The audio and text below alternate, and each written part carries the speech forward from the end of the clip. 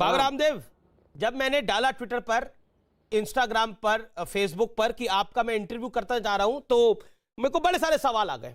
तो मुझे लगा कि आज पब्लिक के सवाल आपसे पूछने चाहिए। तो पहला सवाल जो कि अधिकतर पूछा गया वो ये पूछा गया कि बाबा रामदेव ने अपना नववर्ष कैसे बनाया।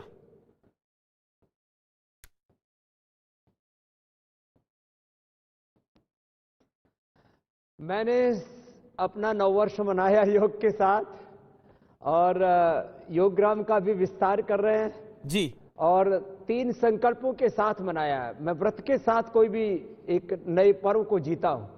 मैंने व्रत लिया है इस अंग्रेजी नववर्ष में, विदेशी नववर्ष में, विदेशी जो कंपनियां हैं और खास करके उसमें जो ड्रग माफिया है उनको अब रिप्लेस करना है पूरी तरह से। उसमें भी अभी एक बहुत बड़ा न्यूट्रास्यूटिकल माफिया भी बहुत बड़ा काम कर रहे हैं। तो हम बीपी की, शुगर की, थायराइड की, कोलेस्ट्रॉल की, इन सब के साथ साथ विटामिन डी, विटामिन बी12, आयरन, कैल्शियम, मैग्नीशियम, जिंक, इन सब न्यूट्रास्यूटिकल प्रोडक्ट्स को रिप्लेस करेंगे और विदेशी कंपनियों की आर्थिक और सांस्कृतिक लूट से देश को मुक्ति दिलाएंगे, इस गुलामी से। इस संकल्प के साथ आज मैंने अपना नववर्ष का प्रारंभ किया है और भारतीय शिक्षा बोर्ड के माध्यम से मैकाले की शिक्षा पद्धति को बदल करके अध्यात्म पर आधारित, जिसमें ज्ञान, विज्ञान और संपूर्ण आधुनिकता का समावेश होगा, जिनकी जड़ें अध्यात्म से जुड़े होंगी और जिनके शिखर आसमान छू रहे होंगे, ऐसे हमें वर्ल्ड सिटीजन बनाने हैं। ये दूसरा मेरा संकल्प है। और तीसरा, भारत को एक आध्यात्मिक राष्ट्र, आध्यात्मिक भारत और आध्यात्मिक दुनिया बनाने के लिए मैं आने वाले 50 साल काम करने वाला हूं। इन 3 संकल्पों के साथ मैंने अपनी सुबह की शुरुआत की। अमिश भाई जी, बाबा, अगला सवाल आपसे यह कि देश में कोरोना धीरे धीरे कम हो रहा है, लेकिन नए स्ट्रेन से बड़ी तनाव जो है वो बढ़ गया है। क्या आपको लगता है कि अब नई वैक्सीन को भी मंजूरी मिल गई है? क्या आपको लगता है, जो भारत में ही बनी है, क्या आपको लगता है कि कोरोना 2021 में की शुरुआत में ही बाय बाय कह देगा भारत को? आपकी कोरोनिल ने भी बड़ा धमाल मचाया है। अमिश भाई देखो, अभी 2021 के अंत तक आम लोगों को वैक्सीन मिलने की संभावना न के बराबर है। दूसरी बात, vaccine is not a medication. एक इम्यूनिटी हमारी इम्यूनिटी होती है, एक एक्वायर्ड इम्यूनिटी होती है जी। इससे हमारी कोरोना के खिलाफ एक इम्यूनिटी डेवलप होगी। जिसको कोरोना हो चुका है या इस वैक्सीन के बाद भी जो लोग नहीं करवाएंगे, उनको, जिनको होगा उनके लिए मेडिकेशन नहीं है, ये प्रिवेंशन है। तीसरी बात, जो भी कोरोना के अभी कॉम्प्लिकेशंस हैं, जो लॉन्ग कोरोना जिसको बोलते हैं, उसके साइड इफेक्ट्स हैं। किसी को लंग में लंप्स हो रहे हैं, गांठें हो रही हैं, किसी को पूरा नर्वस सिस्टम में प्रॉब्लम आ रही है। तो इन सब के लिए तो वापस लोगों को योग ही अपनाना पड़ेगा, हेल्दी लाइफस्टाइल अडॉप्ट करना पड़ेगा। और नए स्ट्रेन के लिए हमने, जैसे पहले अणु तेल, श्वासारी और कोरोनिल बनाई थी, तो श्वासारी गोल्ड और हमने बना दिया है। तो नए स्ट्रेन से भी लड़ने की ताकत होगी।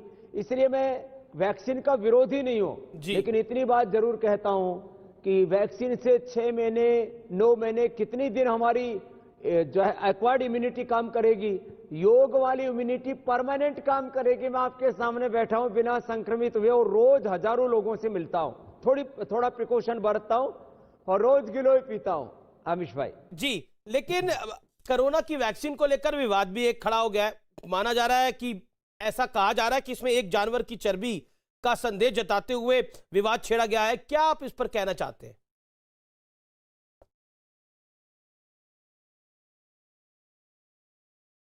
देखो, वैक्सीन में ना कोई गाय की चर्बी है, ना कोई सुअर की चर्बी है।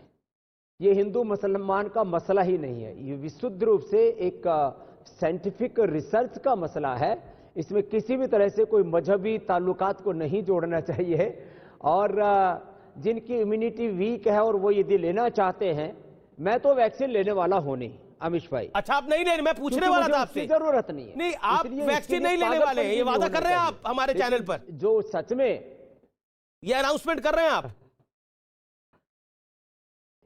ये न्यूज 18 इंडिया पर मैं खुलेआम घोषणा कर रहा हूं पहली बार, मैं वैक्सीन का प्रयोग नहीं करूंगा क्योंकि मुझे इसकी आवश्यकता कतई नहीं है और मैं कोरोना से संक्रमित भी नहीं होऊंगा, यह अगली बात कह रहा हूं। और कोरोना के बाप से भी संक्रमित में नहीं हो, चाहे कितने ही इसके नया अवतार आ जाए। स्वामी रामदेव का योगा अवतार जिंदाबाद। बाबा रामदेव, ईश्वर आपको आपको स्वस्थ रखे, पूरा देश और दुनिया ऐसा चाहती है। लेकिन मुझे लगता है कि आप जितना योगा करते हैं उतना सब तो करती नहीं होंगी, बाकी सबको तो वैक्सीन लेनी पड़ेगी। कहीं आपके चक्कर में बाकियों ने छोड़ दी तो क्या करेंगे आप?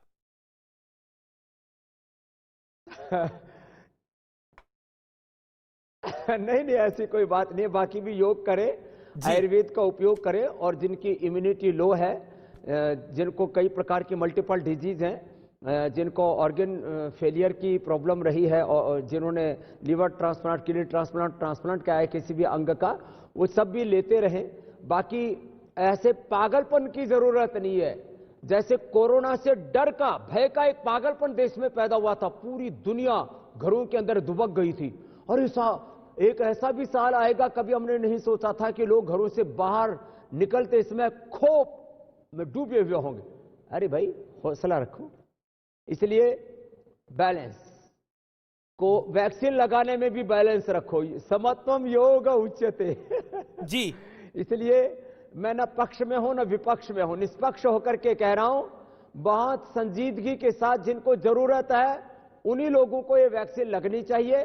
बाकी ठीक है, जो भी सरकार और कंपनियां करेंगी उसके परिणाम भी थोड़े दिन में सामने आ ही जाएंगे। भगवान करे सब शुभ और मंगल हो। अमीश भाई जी, बाबा रामदेव, क्या आपको लगता है 2021 में किसान आंदोलन, हालांकि 2 मांगे तो मान ली गई हैं, 50% तक सहमति बन गई है, कृषि कानून को लेकर सरकार और किसानों के बीच में, खासतौर पर हरियाणा के किसान और पंजाब के किसानों के बीच में सरकार के साथ एक विवाद चल रहा है। बाबा रामदेव क्या कहना चाहते हैं? क्योंकि कुछ लोगों ने इस किसान आंदोलन की आड़ में पंजाब में 1600 टावरों तक को तोड़ दिया है।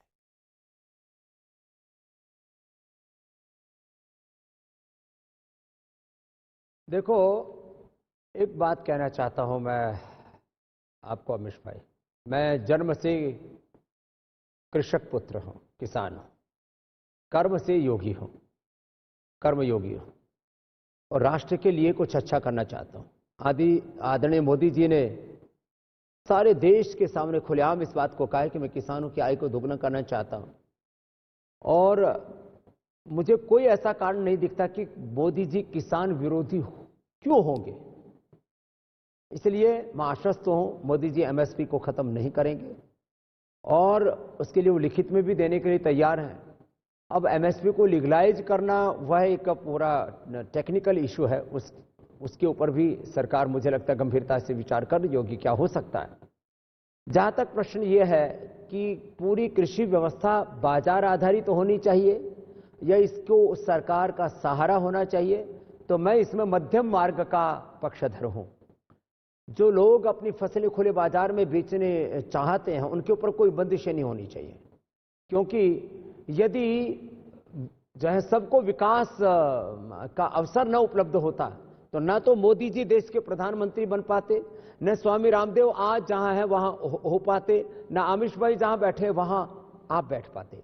आज इस देश में सबको यदि समान रूप से विकास के अवसर उपलब्ध हुए हैं तो वो पूरी आजादी के साथ उपलब्ध है। तो किसानों को आजादी भी मिलनी चाहिए, लेकिन किसानों को सपोर्ट भी मिलना चाहिए, क्योंकि एग्रीकल्चर सेक्टर ऐसा है, उसमें एक बड़ा पेच है अभिष भाई। यदि भाव बढ़ जाए तो कहते महंगाई बढ़ गई, और यदि सस्ता कोई सामान बिकता है तो कहते किसान बर्बाद हो गए, और यह हकीकत है। इसलिए इस पूरे तंत्र को बैलेंस करने के लिए सरकार को सपोर्ट तो किसानों को देना ही पड़ेगा, और किसानों को भी इतना अड़ियल भी नहीं होना चाहिए जी कि वो सारी सत्ता को ही चुनौती दे डाले कि तीनों कानून ही रद्द करो। तो मुझे लगता है बीच का रास्ता सरकार को, किसानों को एक समन्वय चाहिए, और मुझे वो निकलता हुआ दिख भी रहा है। देखिए बाबा रामदेव, आंदोलन की आड़ में भरोसा रखता हूं अड़ियल नहीं होगी और किसान भी कुछ ना कुछ 2 कदम आगे बढ़ेंगे। बाबा रामदेव, आंदोलन की आड़ में ऐसा हो गया कि लगातार आंदोलन की आड़ के अंदर टारगेट कुछ और है। क्योंकि इसी आंदोलन में नारा लगाया गया, हाय हाय मोदी मर जा तू, लेफ्ट के झंडे के नीचे। इसी आंदोलन में यह कहा गया कि अगर ये तीनों कानून रद्द नहीं होंगे तो दिल्ली का चक्का जाम कर दिया जाएगा। और करा भी क्या चक्का जाम? मंत्रियों के घरों का घेराव होगा, प्रवक्ताओं के घरों का घेराव होगा, अफसरों के घरों का घेराव होगा। ऐसा घेराव होगा वो अपने घर से नहीं निकल पाएंगे। क्या आपको लगता है कि इस आंदोलन के पीछे किसान कुछ नाराज होगा, लेकिन राजनीति और राजनीति से ज्यादा वो लोग जो नरेंद्र मोदी के विरोधी है, जो इस सरकार के विरोधी है, वो अपना गेम खेल रहे हैं? मैं शब्द का इस्तेमाल कर रहा हूं, अपना गेम खेल रहे हैं।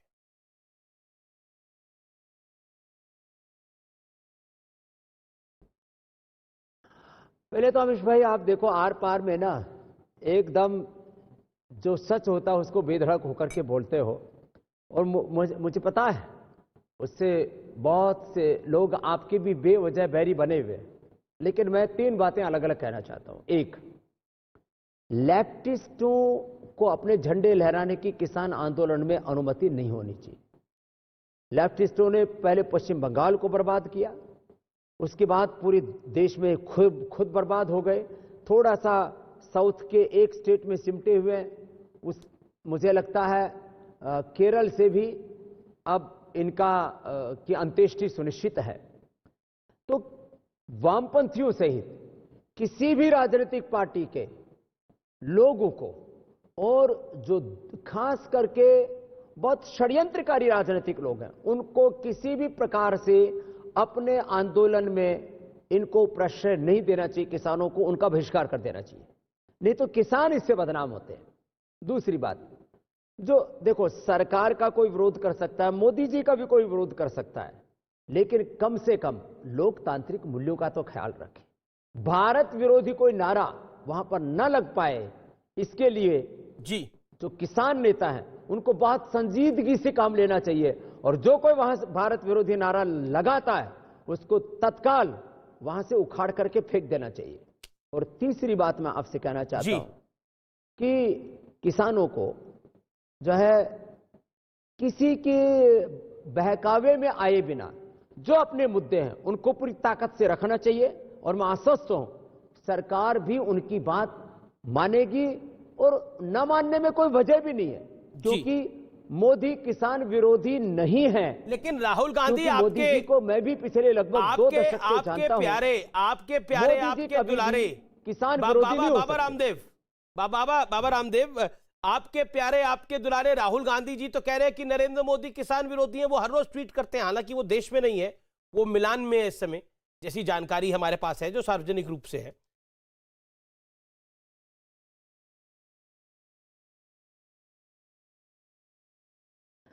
देखो, जो मोदी जी के राजनीतिक विरोधी और पूरी दुनिया में जो भारत विरोधी ताकतें हैं, वो ये सच है कि वो इस समय काफी सक्रिय हुई हैं।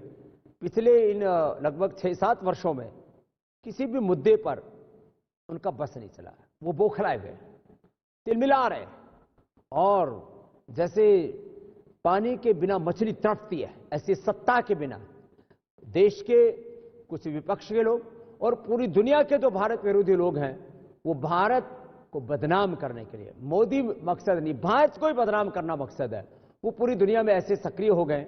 तो मुझे लगता है ऐसी कोई भी ताकतें जो भारत विरोधी हैं जी, वो नाकामयाब हो चुकी है। पूरी दुनिया ने देख लिया है, ये चंद मुट्ठी भर लोग हैं, 135 करोड़ का भारत है, और कुछ चंद मुट्ठी भर लोगों के बदनाम करने से भारत बदनाम नहीं होगा।